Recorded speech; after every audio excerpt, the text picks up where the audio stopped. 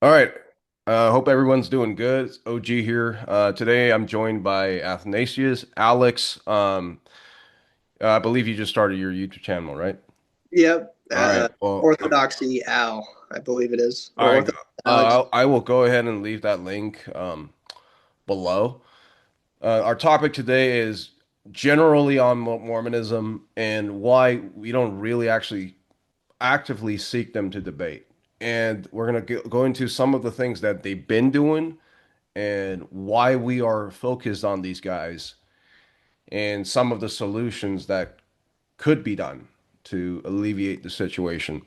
But first, I did a debate with a actually very charitable guy recently, and it was posted on my channel.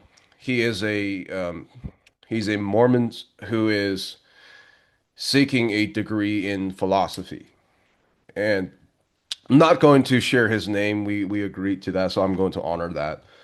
But we are going to talk about some of his crew in a little bit. But before that, I want to address two really dumb arguments that I've seen in the comment section. I'm going to begin with the dumb commentary from the Orthodox side, right? It's well, where are your blessings to talk about this stuff?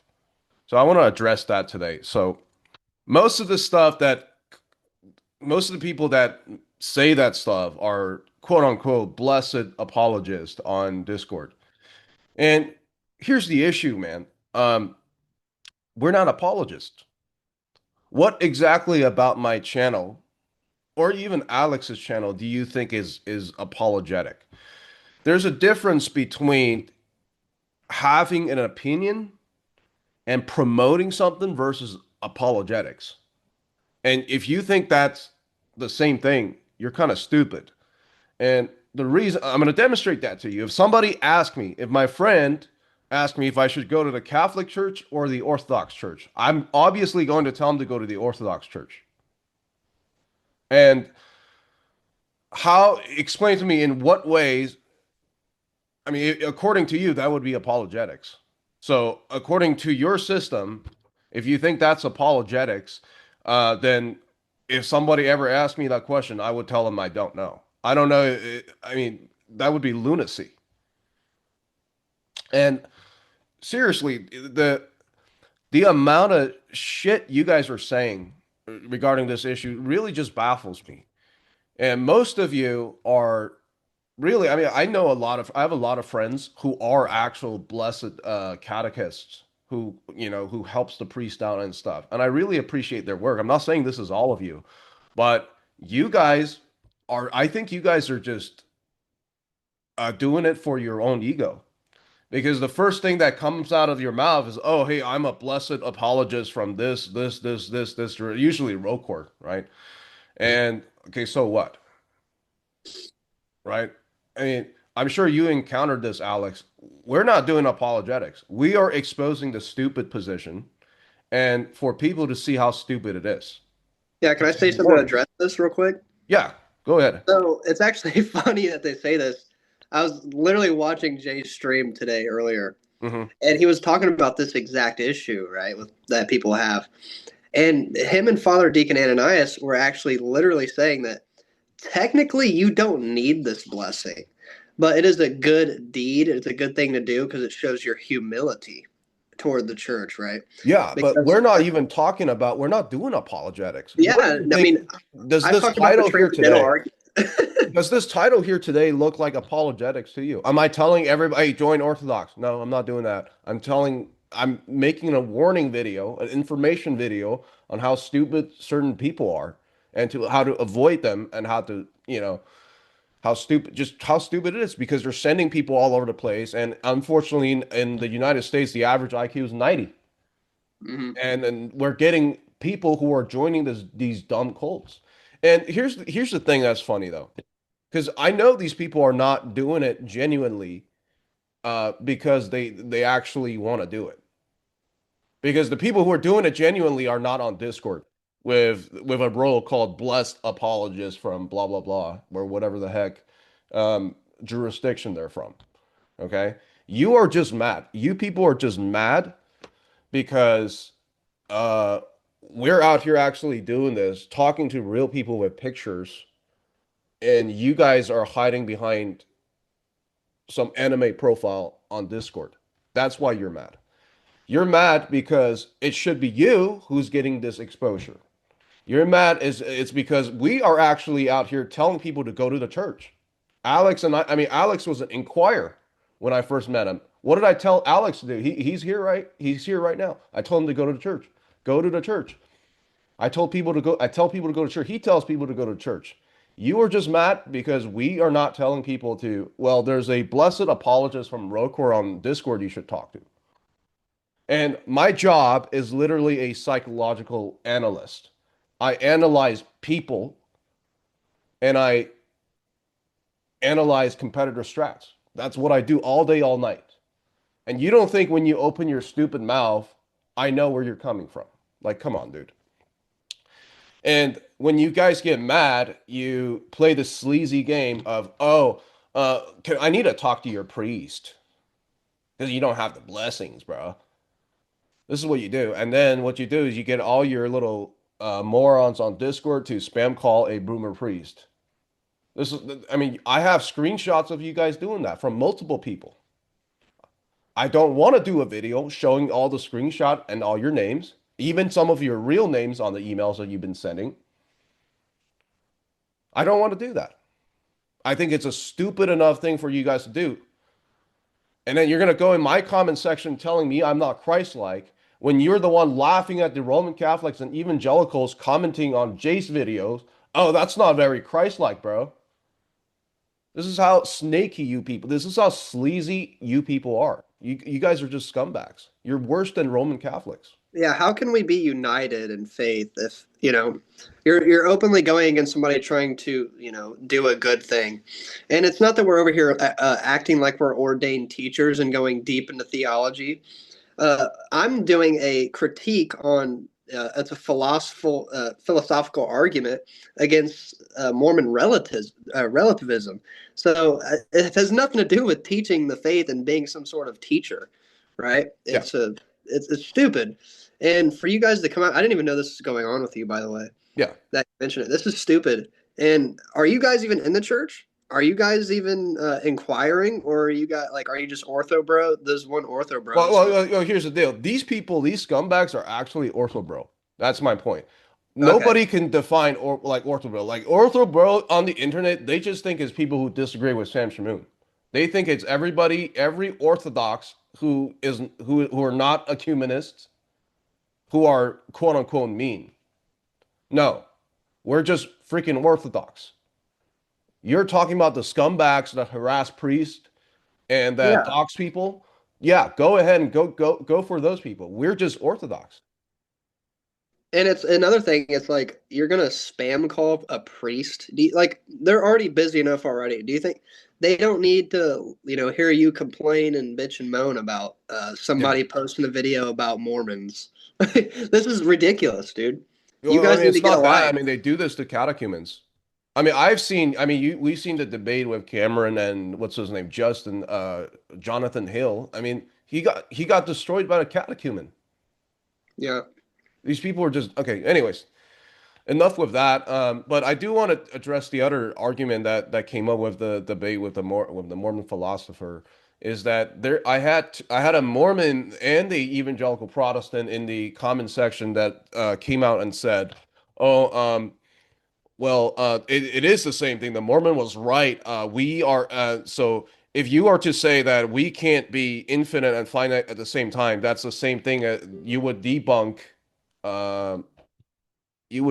freaking incarnation. No, that's not how the incarnation works. I don't understand how low IQ you have to be to think that the eternal God in the Christian worldview becoming incarnate and exalting human nature is this. If you think that's the same thing as every single human being both finite and infinite at the same time, you are insane. And if you look halfway through the debate, he said man and God are on the same, have the same ontology. So I'm clearly critiquing his position. And if you guys think that Christ becoming incarnate, it's the same thing as Mormons saying every single person has eternal and infinite intellect, you should become a Mormon. Those are the two idiots that commented that on under that video. Anyways, let's get into the topic here today, which is why we don't actually actively see Mormons to debate. Um, anyways, those of you who don't know me, before I get into all this stuff, right? I almost became a Mormon, and I spent a considerate amount of time debating Mormons when I was an evangelical Christian. And but the reason why I don't really do it anymore, okay, is because one, they have a weak mentality. Even the way I'm speaking right now, which is the way I speak to my coworkers, my boss, and my clients, they will run away. They will just leave. They're like, "Oh, you're not Christ-like." Immediately gone because they have a scripture in their whatever one of their thingies that says contempt is bad. So apparently it's just basically condemning all the saints, including the apostles, who Yeah, so literally is coffee, debated, bro. yeah, who literally debated their way to death for them to be heretics today. So that's just stupid. So that's one of the reasons it's hard to actually get them to commit. Two, which I want to stay on it a little bit, is are you actually debating Mormons? Right? The common view that people think Mormons believe or still believe is that they believe God was once a man and he progressed to God and all this stuff. But what's interesting is that you don't actually know what Mormon you're talking to. There's so many different sects of beliefs within the mainstream LDS church now. It's almost hard to identify. In 2018, when I was introduced to Mormonism, I was unilaterally taught by the missionaries, the family I lived with, including the everybody at church, that we will become gods one day, and there are many, many gods. It was just straight laid out there. We believe in there's many gods. We'll become gods. We believe in all this stuff. But 2021, right around COVID, after COVID, I think they did like a reform. Now they don't even believe that anymore. They're like, oh, well, God is eternal. Jesus is also eternal. I mean, there's always eternal three gods. So it's gonna take you like around 5 to 10 minutes to actually straighten out what particular Mormons believe. I guarantee you guys, just do this experiment. Talk to, I mean, not even 10, 5 different Mormons on one issue. They'll all tell you different answers. That's why it's hard to actually pinpoint what school of Mormons you are actually believing in, or I mean, you're actually talking to. All right, and that kind of just makes it hard for us actually to come up with a unique strategy to go after them. That's why at the end, even before I was Orthodox, I just resorted to logic. I was like, well, apparently you guys can't come to a decision on what you believe, then I'm just going to use logic. And then later on, I found out they don't even give a shit about logic. Because in the debate with the other kid, or in many of Mormon debates versus everybody, they clearly say, "Well, we don't have much philosophy. We don't have much logic." They don't care. They will openly tell you if you go to missionaries and churches, they'll tell you, "Well, I mean, logic doesn't really matter. God's beyond all that." Yeah, God's beyond logic, but if he created logic, don't you think it's created for a reason? It's for you to make sense of stuff? Like just defying, maybe that'll come to your point, Alex, of the relativism, but it's just completely denying existence, the essence of existence. So you're just talking to a bunch of people that are completely insane. That's one of the issues. And we're seeing a lot of and I want you to chime in on this, Alex. Um, the new strats, right? So they're not going to debate. So most Mormons will not debate, right? We No. hosted a chat room for Mormons to debate for the past 3 nights straight. Nobody came in. Okay, and all they're gonna do is just BS on Facebook. When once, okay, well, let's have a debate. Nah, you're not very Christ-like. I don't want to engage you. That's like every conversation you have with Mormons. So now, so I mean, we have a new group that we've been dealing with, who's been getting a lot of tractions with young Mormons. We have the guy, the Mormon philosopher. debated, and he wanted to debate really bad with his boys. And what's funny is I got Jim Bob to agree to debate him on Jim Bob's stream, and Jim Bob literally looked at his channel for like 10 minutes, and then he won't debate. This is how dumb they are. And but Not what they want to surprising. do, yeah, go ahead. Yeah, it's not surprising at all. Let's just add that. Yeah, so what they want to do is throw jabs. Okay, so they reached out. This guy Noah Airmet, or Noah Airhead, whatever his name is. Hey, by the way, I do actually really like Noah. He's a great dude. He's a pretty respectful guy. But, with my discussion with him, nothing really was provided there that was very useful. Mhm. And it was just like having a Well, normal well, discussion. I mean, I haven't like from my conversation with the guy, he seems fine, but I really like the other guy, the philosopher guy. Again, I'm not going to mention his name. Okay, I agree to that. But I just don't get it. Like Noah will not talk to me. It's like, well, if you want to debate me and Alex, why do you tell this other guy to come talk? And why don't you just come talk to us? And what's funny is you want to talk to us about icons. I was like, first of all, I know, like I said in the beginning, I analyze competitor strats all day, all night. That's all I do. Okay. I analyze their culture. I analyze, that's what I do for a living. So I know where this is going, dude. And the argument they laid is the exact dumb argument that Gavin Orklund laid. And it's been refuted over and over again. But they just want it again for their 20 IQ LDS kids on their channel. And the thing is, I'm gonna post the other part of the discussion I have with the guy when we were trying to set the premise for the debate. I told him that even if I'm gonna grant you for the sake of the argument that sure, majority of the church fathers are iconoclast in certain periods. I'm going to grant you that. Okay. That's not a defeater for us, you know? Because if No. that's the defeater during the Arian crisis, the church would have fell. Yeah, That's not how exactly. the church works. But the guy insists on, well, but we're going to debate and it's a defeater. No, it's not a defeater. So I know the strategy immediately. It's just the jab. They want to they don't want to defend their, and you notice how every time we challenge them to defend your position, let's my position versus yours. That's fair. No, we're not going to do it, but we're going to take jabs at your church. That's the only thing we're going to do. But so I am not going to allow a lunatic position to even have the privilege to take jabs on the church. That's why I told you to not go over there because all that's going to happen is they're gonna list a bunch of non-defeaters, which is not a problem for us. This is what the Roman Catholics do. They list a bunch of non-defeaters. That's not even the question for us. Which I mean, that's like me granting them that it's a non-defeater, right? I mean, in debate, I'm not even I'm granting you those are yeah, sure. Whatever you say is true. That's still not a non-defeater, but they still want to do it. That tells you why, because they know that even if it's not a if it's not a defeater for us, they're still going to get the clout with their little gang over there. So I just said, okay, well, it's pointless. If you think you still have a position and it's a defeater, then you're obviously not in good faith. I can catch these things really fast. And what they're doing, especially with like Noah Airhead, they're doing like church father quote mining, just like Robert Gurr, who, church father quoting. And I think the other guy the other night said in the video, he said, "Oh, I think Athanasius agrees with us." Oh my gosh.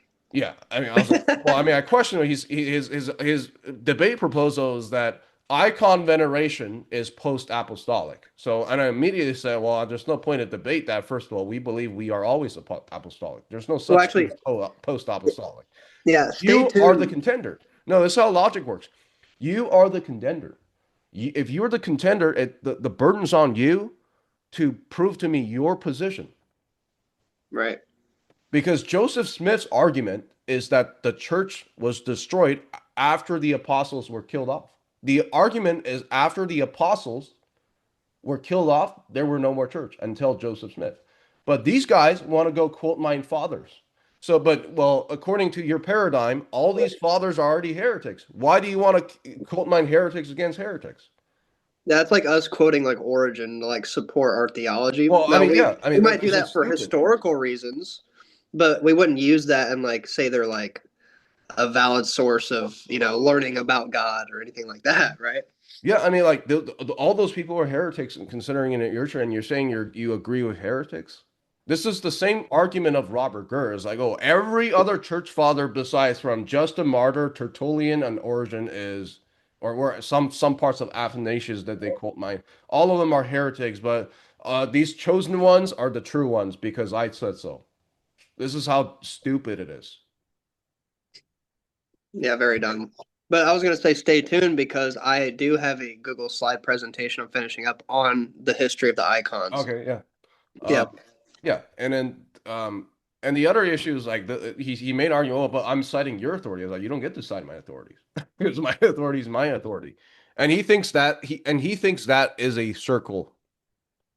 No, it's not a circle. That's my No, paradigm. That's why, and I'm so gracious in these debates. I was like, I don't even go after your people because I'm granting your position in the debate. that'd be too easy though, you I mean, know. I'm literally granting him his position. I was like, well, I'm not quote mining Joseph Smith. I mean, I'm not I saying that will. I'm not interpreting the Book of Mormon for you, right? I'm granting that your interpretation of the Book of Mormon is true. So let's work on that. That's what I did. So I'm granting your position and I'm examining it, right? It's not that, and then, but I'm not saying that your position is a circle, although it really is. He has no position. You can easily prove that. And then he said, well, scriptures prove it can be used as the grounding for justification. I mean, like, how does that even work? Yeah, I don't get that. You literally straight up appeal to finite objects to justify universal claims. That doesn't make any sense to me. And you should be able to do better, bro, because your intellect is infinite, right? If your intellect is infinite, then you should have universal knowledge. And if that were the case, wouldn't you be able to know God's essence? Yeah. Yeah. And you should be able But to yet they can't demonstrate, but explain you it. should be able to demonstrate to me how your intellect is eternal. Oh, well, so there's no such thing as actual eternal in their worldview. That's the only way they could go to. There's no such thing as actual eternal because everything even in eternal is progressing. So that is why I made the argument for those idiots who didn't get, oh, we're not nihilists, we believe in truth. You can say whatever the hell you want, but it doesn't mean that you do. You have to be consistent with your worldview. My argument was that if you're going to be consistent with that worldview, that one, well, there's only three places they can go. One, they're both, you're both finite and infinite at the same time. Explain to me how that's possible. You Two, can't. which is the argument he made. Well, intellect is separate from your human hypostasis. Yeah. He tried to make that argument. Okay, well, then you do. So your intellect is eternal. So you are constantly accessing eternal power. Explain to me how that's possible. Three, there's no such thing as eternal. Everything is progressing. So if that's the case, explain to me how in any one of those position can you have epistemic justification? You cannot. Therefore, if you're going to be consistent, you are a nihilist. It's going to lead to nihilism. Yeah. Just like, socialism leads to communism, Yeah. same kind of principles there. But anyways, I'm gonna finish up here, and then I'll hand it right back to you. Uh, Cool. I call it the evil sleaziness. Maybe it's a little bit hard language, but this language it is their main strategy. There's no debate. We don't debate people because why? Oh, by the way, I welcome everybody to look at my translation of Moroni, the last chapter of Moroni, um, because apparently, according to Mormon, it's okay. You just have to put Hmm. your name. You putting your name in the book is prove that you are a prophet. So that's what I did. I am the prophet of LDS, the current prophet. Okay. And I did a translation of the last chapter of Moroni, which I actually believe is God inspired, which makes me a prophet by doing that. And it's consistent. Actually, it's actually consistent with LDS doctrine if you read it. But anyways, they in their scripture says don't debate. So you don't debate, obviously, because I mean that's the only thing Joseph Smith is right about. If they debate, the faith would be destroyed faster. But don't debate. So they're not going to actually have a conversation on what they believe and to have their opinions challenged. But instead, what they're going to do is take nasty jabs at other people, which ignores the whole point of their claim, right? And that's a fallacy. You know, that's a fallacy, right? That's a generic fallacy. Okay, the other guy is just as bad. But how does that prove your position, right? Is a thief is a criminal. A murder is also a criminal. Yes, one is worst, but how does that prove that need? How does proving that the thief, the murderer is worst, prove that you're innocent? That's just the stupidest thing ever to take these nasty jabs. And all they do is they prey on the intellectual, uh, vulnerable population, like grandmas, like little kids, Yeah. right? In high school, they prey on people who just got out of drug rehab when they're intellectually weak. No debate. We don't do debates. If you do debates, we'll just run away, right? But we're gonna brainwash these people by bringing them to an environment that's, oh, we're all so friendly, bro. You gotta feel it, dude. Does it not? I I'm actually shocked how many, like, people are even converting to this. I mean, I do understand that we have very low IQ, but we have very low IQ people. Oh shit, we only got 9 minutes left, but we'll do a part two. Um, yeah, it's like, how stupid do you gotta be, bro, to not see that's social engineering and brainwashing? But yeah, anyways, that's all I have for now. But we're still, what we're gonna do is we're gonna just let them speak. I think that's more effective than actively seeking them out to debate and just have that idiocy exposed to the world. I think that's the more effective route. Uh, with that said, we got like 9 minutes left. Alex, go Yeah, ahead. I can probably sneak this bit in here. All That right, we could do a part two and talk more about it, and I'll go yep. point by point and really do an exegesis on everything I'm saying. All right, go ahead. All right, I'll cam up real quick. It's funny because I think I wrote this shit in like a reformed Egyptian in the way like my chicken scratch writing. Oh I'm my God. translating this right now. Hold on, I'm doing my best. Let me get my rock. But so I said the Mormon theological pluralism and relative openness to doctrinal interpretation critique. Right, that's how I'm titling this. So the epistemological relativism and doctrinal incoherence. Mormonism allows for a wide range of individual beliefs, and I'm referring to my video with Mormon Noah Ermet, so long as there is nominal beliefs like from baptismal requirements, right? Like he sent me a list from their website. This concept flirts with epistemic relativism.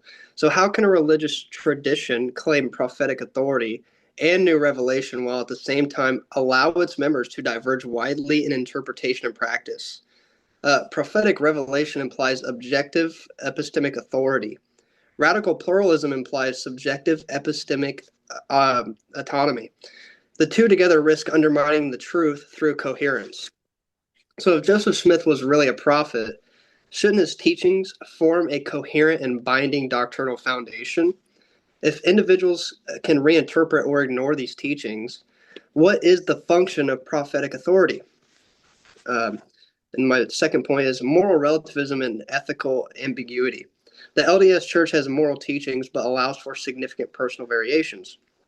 This door, this opens the door to ethical subjectivism, which conflicts with other traditional religious notions of objective moral law. In my interview with Noah, he claimed that it is a strength in Mormonism that they aren't very dogmatic and that beliefs can vary. I said that this is a huge mistake because it creates a mess in your church and makes it basically impossible to do any groundwork. Let me go to my next one here. Uh, so, philosophical tension. The church teaches eternal moral laws like the laws of chastity, word of wisdom, yet individual members relativize or ignore these laws without institutional consequences. Okay, no excommunication or anything like that. So this creates a double standard between proclaimed moral absolutes and practical ethical relativism. Can a religious system claim eternal, unchanging moral truths while allowing moral latitude at the individual level? Does this result in normative inconsistency? And number three, metaphysical incoherence and nature of God. So Mormonism proposes a finite embodied and evolving God, and even the possibility that humans can become like God Almighty, the Father, right? The one God. This view is held in tension with the traditional Christian theism by individual members of the church, right? Leading to a spectrum of incompatible metaphysical commitments within the same faith, right? So that doesn't make much sense. Uh, if God is finite and progressing, then he is not the ground of being in the classical sense. So many members still speak of God as an omniscient and omnipotent in the traditional sense at the same time. These attributes are mutually exclusive in standard metaphysical models. So in Groiper's video, dialogue with the the Mormon philosopher, right, claimed God to be finite and infinite. He said this is a part of the incarnation that us Orthodox just don't understand the incarnation, uh, the Mormon conception of Well, God. well, give me a second. He literally said that we humans and God has the same ontology. Right, That's just saying that okay, well, although they're gonna claim that oh no, there's only one God, all this rebranding shit, but you right, literally just admitted we're all the same creature. correct. And so he said that the Mormon conception, or so I'm saying the Mormon conception of God is not coherent with its own metaphysical framework. Because how can God be both contingent, so once a man, and necessary, right? As divine source of reality. That doesn't make any sense. And I'm almost done here.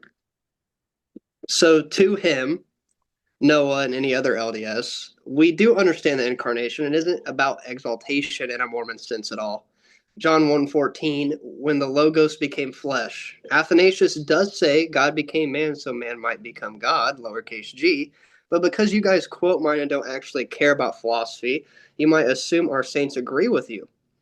This statement does not imply the divine nature changed or became finite, but the second person of the Trinity assumed human nature hypostatically, uniting it with his divine person without confusion, change, division, or separation. And this is the Chalcedonian definition, 451 AD. I said, don't conflate nature and person.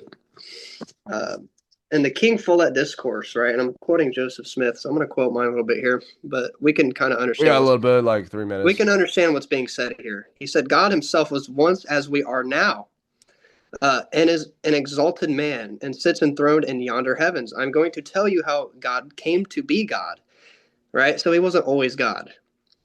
We have imagined and supposed that God was God from all eternity. I will refute this idea. And this is Joseph Smith talking about the Father. So clearly, you're not Christian in any sense. You're polytheist. If Well, you so let me just wrap this up here, right? Um, I think I understand what you're getting at, but it's like what the Mormons back then believed don't don't really matter. You know, no, that's the thing I'm trying. I did another video on this, and this is one of my points. Is why I don't actively seek them. It's kind of a waste of time. It's like, well, you do they not understand Brigham Young is alive today? He would absolutely walk into General Conference and shoot Russell M. Nelson when yeah, he sees all the missions in Africa. Like, yeah, do you not? And they're like, oh, you don't have to believe the JST parts where Joseph Smith put himself in there because that's just his only term. No, because all the Mormons back then in Joseph Smith's time, they believed it. You don't yeah, have, yeah, you don't believe that God was a man became God, but hey, may or all may the not. Mormons back then, they believed it. Yeah. So again, I'm just showing inconsistency, right? well, it's not And I'm just kind of inconsistency, exposing it. it's lunacy. It's the idea that I'm just going to make up shit as I go. Yeah, it is. And it's not even And good stuff. yeah, but I'm kind of representing the Mormon philosophers. There's no such thing as Mormon philosophy, like Yeah, there isn't. like you I'm admitted. talking about the person, the person. Yeah, I mean, he was a But nice guy, but I mean, I he's a literally nice had guy. Jim Bob. I had an Jim Bob show. I had his channel featured on Jim Bob show, and he wouldn't even debate Jim Bob. So So let me finish up with this point. yeah, If you choose to not hold to what your prophet is saying here, then this further shows you have not much faith in your prophet when he speaks. You guys pick and choose. So how is your interpretation true? How do we know And why are you out here arguing if you don't even have justification to support your beliefs? Yeah, I have an answer right in the last minute, but I'll say this and then we'll do another video on more doctrinal stuff. Yeah, so in the Mormon faith, scriptures are not infallible. Prophets are not infallible. Nothing is infallible, right? Even Jesus. So the only thing that seems to me is is infallible is the eternal intellect of every Yeah. single Mormon, right? And it leads to a chaos. Yeah, all right. It All right. leads to nihilism, actually.